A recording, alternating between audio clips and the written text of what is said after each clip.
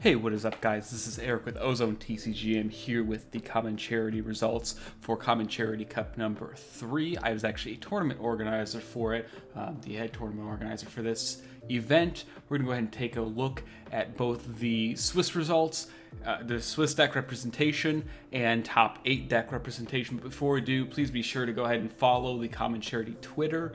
Be sure to join the Discord in the description and on the Twitter description as well. Got a fantastic team of people working on it. I'm not part of it technically. I do organize tournaments for it, however. And be sure to like, comment, and subscribe to this video. We're going to be continuing to push out some Common Charity videos, especially since there's no ban list right now. Hopefully there will be soon, but for the TCG fans format, we'll keep taking a look at Common Charity for right now. So let's get on into it. Alright, so we had 52 players, technically 54 sign up if you had a drop though beforehand, 6 rounds of Swiss. By far, most popular decks, interestingly enough, were Pendulum. There were 8 Pendulum players, taking about 15%. These are approximate percentages, not necessarily exact.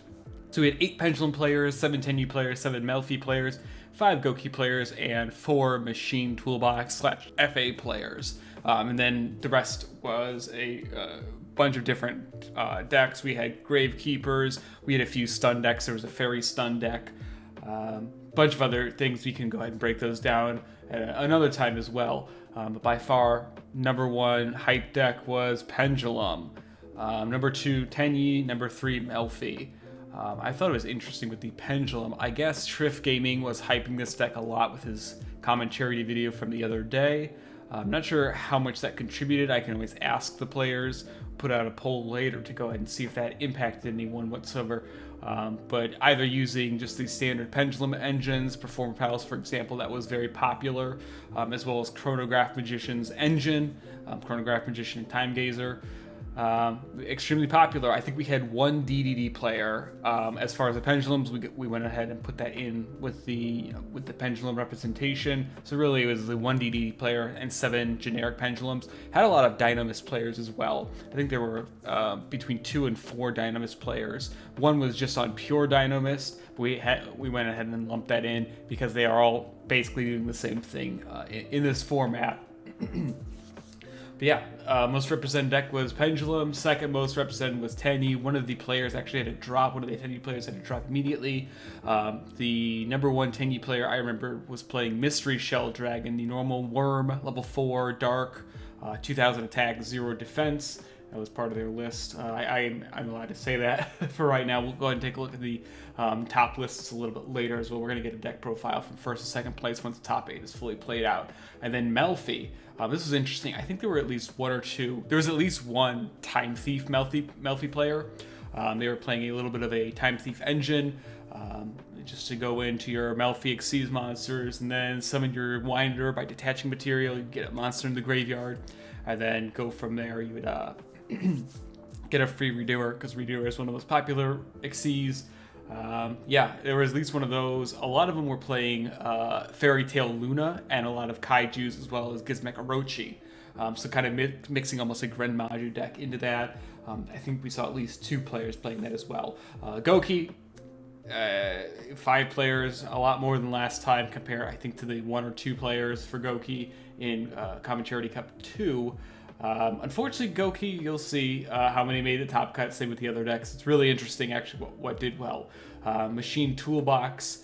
2 of them were on more of a Machina deck that played some of the FA cards, and the other ones were just on Machina, really. I mean, that was most of it. A lot of them played some generic traps and whatever with that.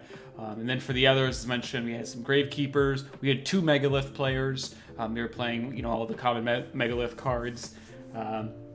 Couple stun, the Fairy stun. We had a bunch of different things. Pretty cool otherwise. So we're gonna go ahead and get into top 8 right now. And this is very interesting. So we actually had, the Lunalight players, of course. All 3 Lunalight players who entered got top 8. Every single one of them had a 100% conversion. Same with the Megalith players as well. We had 1 Gren Maju Luna Kaiju. That was the, pretty standard Banish deck. 1 Melfi, and then the Tenyi version. I'm not sure why Tenyi Ballpark is listed here. but it was a again the 10E mystery shell dragon that ended up getting top 8 as well. I know actually one of our fellow players, Train, actually went undefeated in Swix 6-0-0. He was playing Lunalight. We'll get a deck profile from him even if he doesn't happen to make anything above top 8. Yeah, so the highest conversion rate, of course, were the Lunalight and Megalith throughout the entire tournament. Every single one topped. Kind of telling of the format, I think Lunalight is probably one of the 2 best decks. It has performed the most consistently. Megalith kind of came up out of nowhere. I think there was maybe one player last time playing a Megalith deck. Didn't really do too well before, but for this tournament, again, even though it was only 2 players and had the 100% conversion rate, it still seemed pretty strong, and they were very good players as well. Of course, Pendulum and Goki did by far the worst, unfortunately, as far as conversion rates. They both had a 0% conversion rate. Kind of unfortunate because they were 13 players in total were playing those decks. A little bit disappointing to see those. I kind of understand, at least with Goki, I don't think the deck's nearly as good because it just has the towers, or you just want to go Goki and set up some traps. It doesn't really work compared to everything that's a lot more aggressive. And there are some of these decks can get over their towers monsters, that being like Lunalight, for example. You can attack over them. Megalith can attack over it. They have an attack modifier.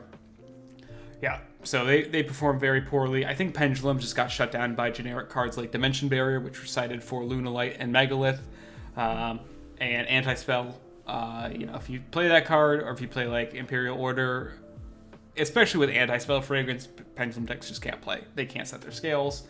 They can't do anything about it. So yeah, and they didn't always see the removal cards they needed to. We had one, the Hero Engine. That was big with the Pendulum cards. Again, I think Trift Gaming was playing that as well, where you would play Shadow Mist and Stratos, Pendulum summon your Stratos after adding it off, Pendulum summoning Shadow Mist off of your Pendulums, of course. After searching it with Stratos, then searching Mass Change to summon Dark Claw for the next turn, get another Stratos just for a +1. Again, didn't see success, unfortunately. 0% conversion rate. Yeah, not much else to say. With the Grand Maju, 1/3 of the Grand Maju players actually made top 8 with it. It was a pretty standard Grand Maju list, playing your typical, Gizmek Orochi, Fairy Tail Luna, Grand Maju, Desires, Eater of Millions, Necro Face, anything like that to try and banish what you can. And the Melfi deck, of course, was the Melfi Time Thief list, which we can feature another time as well. They were playing, again, Time Thief Wonder to get those rank 4s. Interesting how Melfi had a very low conversion rate, as well as Tenyi. Again, with the Tenyi versions, a lot of them were playing either, pretty much a standard list from last time, which I think the format's evolved a little bit in this common charity format. But the Tenyi list that did top was playing a definitely higher attack monsters in the form of Mystery Shell, and it played a little more aggressively than a card, even like the Tenyi Ballpark version. I think we saw 1 or 2 of those, and then a few other semi-related Tenyi builds. We can take a look at those some other time as well. But yeah, that was top 8. Now they're going to be playing out through the rest of this week once this video is posted. Probably by the time that this is posted, at least half the matches will have been completed by then. Yeah, I want to know your guys' thoughts. This is going to be really interesting. We're going to get the first and second place profiles once they are done, so probably by the end of this week.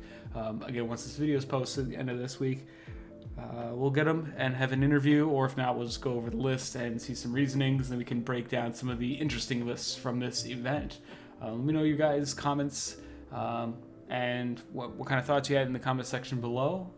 Yeah, please join the Discord. Again, we try and host weekly tournaments, or at least monthly tournaments. We're going to try and do some extra prizing in the future. Yeah, let me know what you guys think, and hope you guys enjoyed the video. See you next time. Eric with OzoneTCG, we're out.